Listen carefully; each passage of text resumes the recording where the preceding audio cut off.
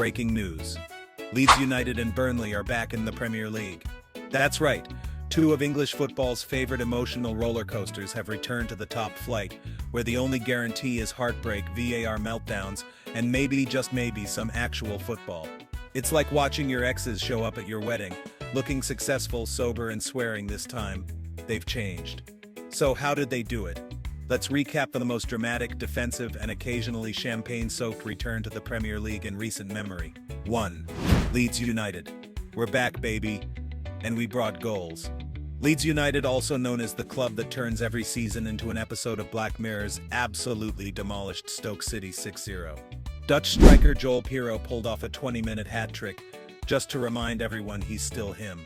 Manager Daniel Farke, who seems to have a personal loyalty card for Premier League promotions, said it best: "We're back where we belong."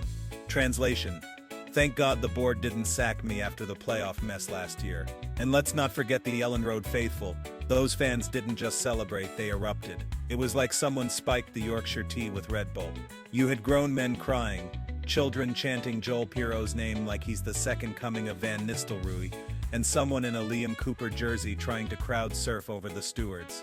One fan even yelled, "We're going to Europe. Mate, chill. We've seen this episode before." Piroe scoring 4 goals in one match is the football equivalent of showing up to a job interview with your old boss's LinkedIn login and rewriting your CV in real time. Leeds finished with a goal difference of plus 60. That's not a football stat, that's a FIFA cheat code. Farke's whole coaching philosophy is apparently defend, just score 6 before the opponent figures out how to hold a ball.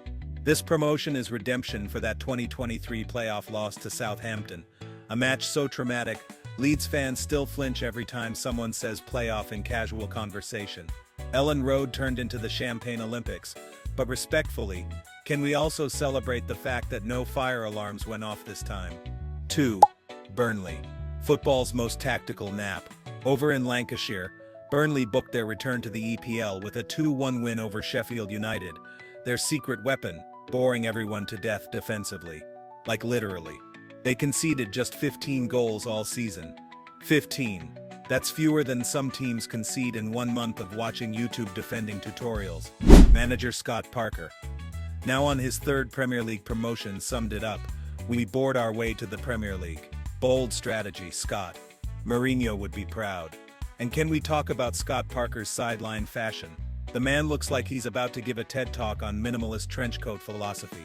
Calm, calculated, and just stylish enough to distract from the fact that Burnley games this season had fewer goals than a chess match.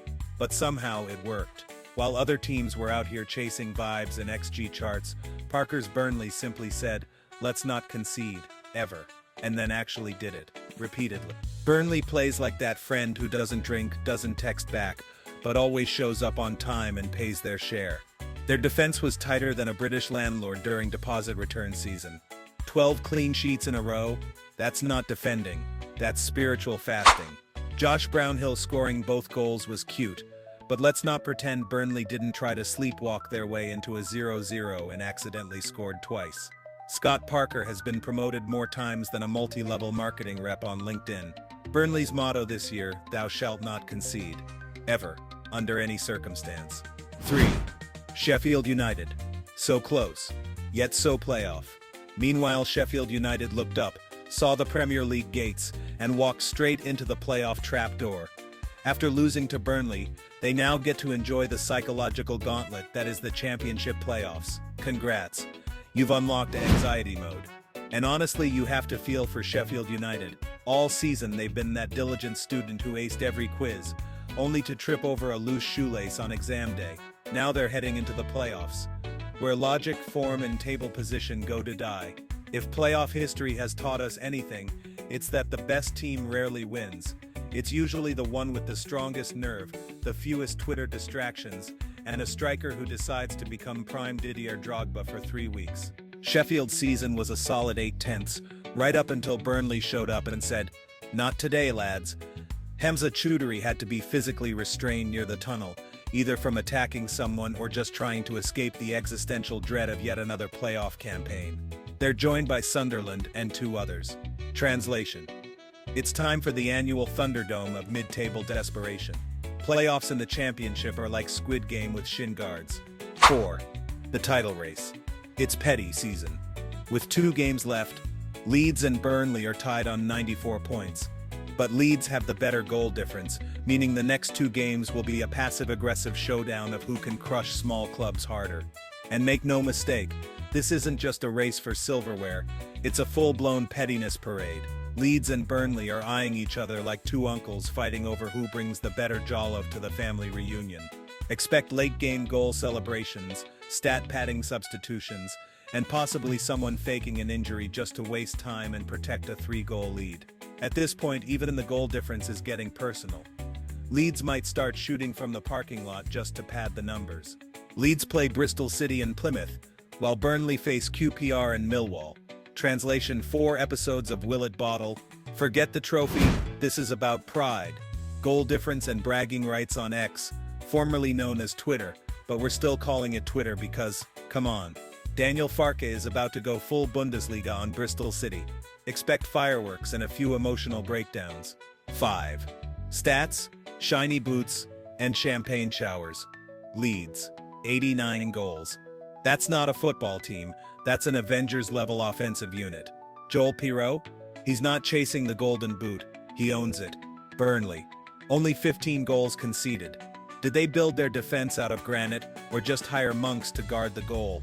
James Trafford? Forget world class, he's legally not allowed to blink during matches. And the celebrations? Oh, they were elite. Leeds popped enough champagne to water a vineyard, while Burnley's fans treated pitch invasion like an Olympic sport.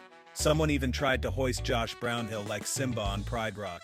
Stat sheets were kissed like holy texts, and James Trafford's clean sheet record was discussed like a sacred scroll. Honestly, if you told these players they'd each won £5 million and a new car, their celebrations couldn't have been any louder. Promotion? Completed it, mate. Leeds score like it's a Call of Duty kill streak. Burnley defend like they've seen the apocalypse and want no part of it. If you combined both teams, you'd have the perfect side. Piroe scores 100 goals, Trafford concedes 0, and everyone else just watches in awe. 6. Premier League. The welcome party and doom forecast. Of course, with great promotion comes great Premier League suffering. Historically, 10 of the last 15 teams promoted got relegated faster than a chicken nugget disappears at a kid's party. Leeds will need to learn how to defend, and Burnley will need to remember how to attack. Easy, right? Right? And let's not forget the real Premier League initiation ritual, getting absolutely roasted by Gary Neville on Monday Night Football. One defensive lapse and suddenly you're a case study in how not to survive. Leeds will be told to play like Guardiola's City, but defend like 2002 Brazil, while Burnley will be accused of anti-footballs every time they complete fewer than 100 passes. Meanwhile, pundits will smile politely as Manchester United spends £80 million on a midfielder who thinks tracking back is a Spotify playlist. Southampton and Leicester came up last year and immediately rage quit. Ipswich is still fighting for survival like it's the final season of Game of Thrones. Farke has to plug the leaky backline. Parker needs to explain to his players what a shot on target is. This season, survival isn't about tactics, it's about not being Luton. Also, can someone explain how J.J. Watt ended up as part owner of Burnley? Did he think Turf Moor was a type of protein shake? 7. Historical context. A tale of 2 yo-yos. Leeds United. Founded in 1919. Known for attacking football, glorious collapses, and existential financial crises, Bielsa turned them into Premier League fan favorites. Then, the sequel flopped. Burnley. Founded in 1882. Invented defensive boredom, promoted more times than you've changed your Netflix password. And let's be honest, these clubs aren't just historic, they're the footballing equivalent of your uncle who's seen it all. Highs, lows, multiple relegations, and one suspiciously passionate rant about the offside rule. Leeds fans still talk about Don Revie like he was football's Moses, while Burnley supporters treat Sean Dyche like he invented oxygen. These aren't just football clubs. They're multi-generational therapy sessions with a scoreboard. You don't support them, you survive them. Leeds is that guy who used to be cool, had a breakdown, disappeared for 16 years, and came back doing CrossFit. Burnley's motto is, "We may not entertain you, but we'll be here." Leeds once made the Champions League semis. Now their biggest achievement is not starting a Twitter war after losing to Rotherham. 8. Fan reactions. X is on fire. Social media is buzzing with memes, nostalgia, and just enough sarcasm to fill Ellen Road. Fans are hyped, neutrals are confused, and rivals are already planning petty tweets. And the memes? Oh, they were elite-level banter. Leeds fans posted clips of Bielsa squatting with angel wings, while Burnley fans were out here editing Parker into the Godfather.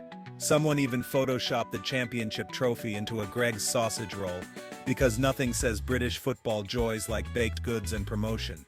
Meanwhile, neutral fans were just happy it wasn't another Norwich yo-yo season. And of course there was that one West Brom fan tweeting "enjoy it while it lasts," as if passive-aggressive bitterness was part of his brand strategy. Burnley fans are just happy to be back. Leeds fans are ready to fight everyone and everything, including their own board. Parker's redemption arc. It's giving football Ted Lasso but moodier. Promotion is worth £180 million, or roughly 2 Declan Rices and a used VAR machine. Final thoughts. The Premier League's new hope and old chaos. So here we are, Leeds and Burnley, rising from the ashes like two slightly confused but very determined phoenixes. Will they survive the Premier League next season? Or are we just setting the table for the next great relegation drama? Drop your predictions in the comments. Will Farke's gung-ho gang outscore their way to mid-table glory? Will Parker's Parking Bus FC surprise us all? And hey, if you ever feel overwhelmed by life's ups and downs, just remember, Burnley once got relegated with 24 points and got promoted again by boring everyone into submission. There's always hope. See you next time.